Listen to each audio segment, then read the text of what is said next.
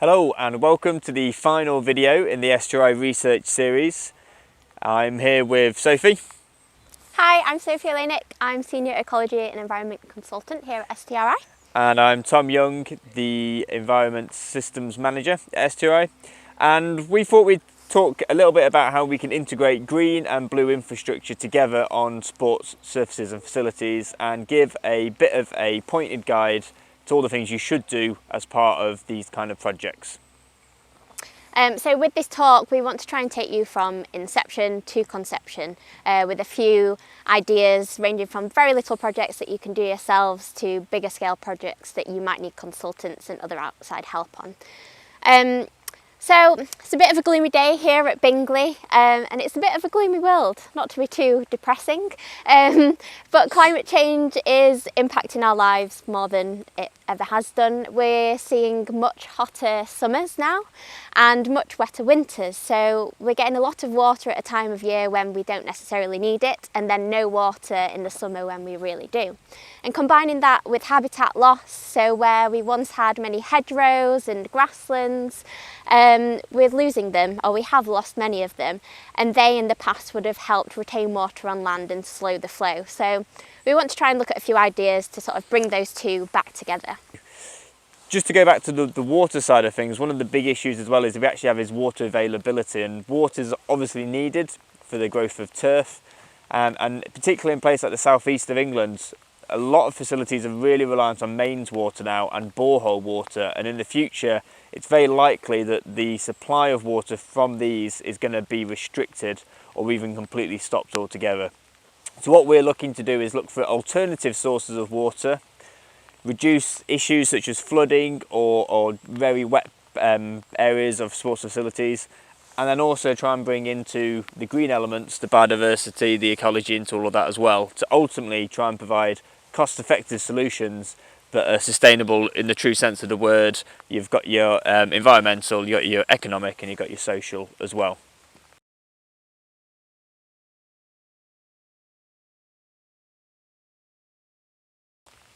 So the first stage of the project that we always recommend to tell people to do is plan. And this is before you get any external consultants in. You really need to understand what your aim of the whole facility is in the long term. And so that can include, are you looking to increase your water supply, diversify your water supply, increase your biodiversity on the course, and get that down ideally in a document. And I guess in terms of biodiversity and ecology, what sort of things should we be including? So you really want to understand your site, so understand what's there, understand the wider landscape, look at local planning authority documents, so they may now have a green infrastructure strategy which could help guide your plan for your sports facility, whether it's a golf course, whether you're a cricket club or anywhere in between. So the best thing to do is really understand your facility first, and that way you can sort of work backwards to understand what you really need to get out of your facility. And in terms of water management, the things we're looking at is, where is your supply from at the moment? Do you want to diversify? You're looking to increase that in the future. For example, a golf course is a very good example of people putting a lot of fairway irrigation in, but they don't really necessarily think about where that water's going to come from. So all of these things together essentially allows you internally to come up with an idea of what you've got, what you're trying to achieve. You're not going to have all the answers by this point, but it means that when you approach a consultant, you're coming at it from a much more informed position, and it allows the consultant then to engage with that plan and be on that journey with you. And I think ideally you want to be having these sorts of conversations once a year. This is a rolling programme to come up with it's an integrated plan for the whole site, isn't it? Absolutely, yeah, and it's taken into account more than just water management and biodiversity enhancement and creation. It's looking at the wider facility as well. But what we really want to focus on today is those two elements and how they can be brought together in a much more holistic approach to sports facility management.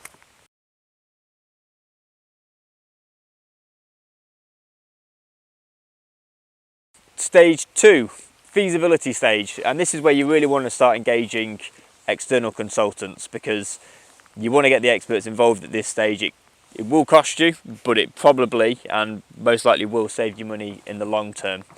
So from a water management point of view, what you're really trying to think of is building up a map of your facility. Where does the water currently collect? Where does the water flow? Are there current water ponds, etc. on the site? And that then allows you to work with nature rather than trying to work against it. A good drainage system always should work with what you've got rather than kind of fight against it.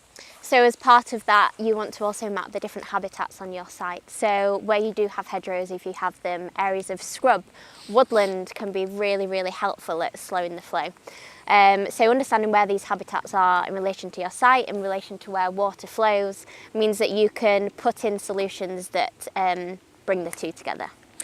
And then the element which brings a lot of this all together, and this is where you're really going to save potentially in the long term, is thinking about the planning restrictions for the site. Many sites will have restrictions for many different reasons, but you need to consider that early on, and that can help inform your plan. Absolutely, yeah. So small projects, like we mentioned earlier on, won't need planning permission, but some of the bigger scale projects that we may talk about, such as water attenuation basins where they're of a certain size, reservoirs, things like that, you will need to get planning permission, and with that comes a whole host of other surveys that need doing.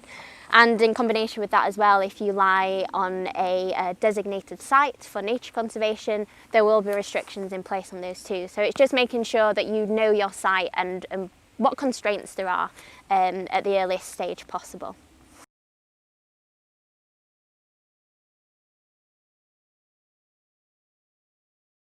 So we're on to the detailed design phase now. For me, the core bit of this should always focus around the water management side of it. To me, that's the arteries which run through a site, and you should base things around that.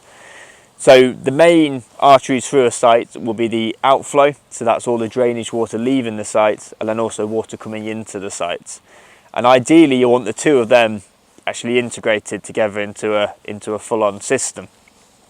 So just as an example, normally you would put in drainage onto your site. You're draining water from problematic areas, taking it into a main drain, and then it leaves the site. Now, unfortunately, that kind of way of thinking is less appetising for people like the water companies and the Environment Agency now, where that water can't just be chucked off site straight away. You have to hold some of that back. And the idea behind this is something called sustainable urban drainage. And that's where you don't want to overload the sewage system all at one go. So what everyone has to do is hold on to their problematic water and slowly release it back into the system. Now what we're saying with sports facilities is, instead of slowly releasing that back into the system, why don't you hold it back just permanently? And then you would use that as irrigation water. So you start to get to the point when you could be nearly self-sufficient in water, maybe not all the time. So that's generated the blue element of the system, which forms kind of the skeleton of a potential blue-green system, and then obviously you need to add the green bit to it. Absolutely. So as Tom just mentioned, keeping that flood water, keeping that irrigation water, surface water on site in something such as a storm basin or otherwise known as a pond, which of course are great for nature. We can put in some native marginal planting around there and other features such as hibernacular and floating islands for wildfowl. So that's just one solution, but what you can also do is look along those arteries through the site and install grassy swales, which again are another really good biodiversity enhancement for the site. You can look at installing hedgerows in areas where maybe water leaves the site a bit too quickly for your liking, just to hold some of that back as they would have done in the past. So that's how the blue and green sides can really come together. Golf courses are perfect for these solutions because not only are we providing a solution to the problems with water management, a solution to perhaps previous habitat loss, but we're also providing recreational opportunities as well. So it really ticks all those boxes. Yeah, and I think the whole point of these blue-green infrastructure is that it is very functional in terms of storing and moving water, but it provides a feature to the course as well, or the facility, if it's designed correctly. So it becomes a real focal point and something for the course to show off about.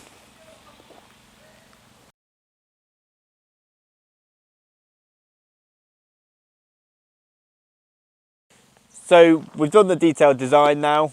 That may go through a number of different iterations, but ultimately you're going to come onto the build phase. And a lot of these projects, especially golf courses, are a very good example of you can do it yourself a lot of the time. But don't be afraid to employ the specialist. This is you're talking reservoirs, this is where you really need to get someone on board, or an ecologist to help guide you so you do things in the correct way. Yeah, I mean, absolutely. And of course, making sure that you've got the appropriate consent to do these works. Like we said earlier, bigger projects will probably need planning approval and things like that.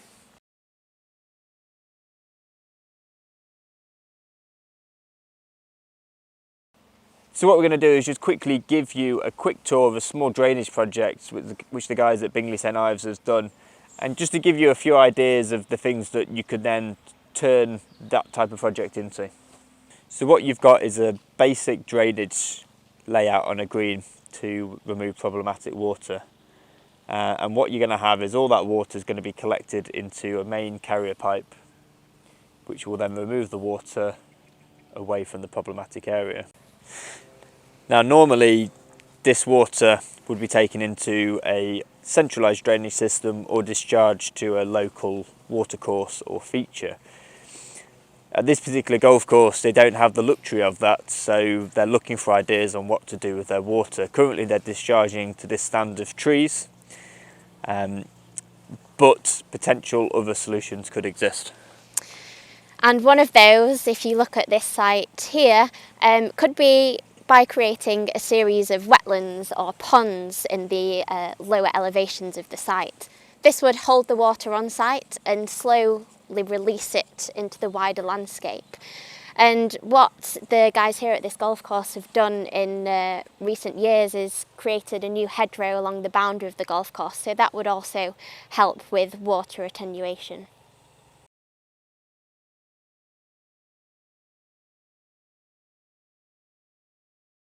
So your project is now hopefully designed and built and ready to go, but it doesn't end there. We need to ensure that you monitor and manage your project, and that can encapsulate a number of different maintenance requirements over the years. So what's really important to do as part of that is put it all down in a plan. So a monitoring and management plan which will outline the different things that you need to do to ensure that your system remains as efficient as possible. Yeah, and I think one of the things that is key to remember, the hedgerow example you gave earlier is a very good one. At the moment they don't look that impressive, and they're probably not doing a huge amount. So a lot of this is monitoring what you've got so you can see if there's any improvements you can make, but in the realistic expectation it might take 5-10 years. But there are some quite clear things you can do day to day, from a water management point of view that's quite obvious. Things like pipes or swales or ponds, you need to have water flow, and these can often get silted up or blocked. So part of your regular maintenance should be simple things like clearing them out. And from an ecological point of view, I imagine that's quite important as well. Yeah, it is. From an ecological side of things, it's ensuring that these kind of maintenance methods are undertaken at the right time of year. So if you do have a pond, making sure that you're doing the vegetation removal or clearance at an appropriate time of year that won't impact on amphibians, for example. But I think the main thing is to bring it back to what we talked about at the very start of the video. What is the main aim of this particular project you're doing? And you need to then quantify what the project has done, and has it been successful? If it hasn't been successful, what can you do to make it meet your goals?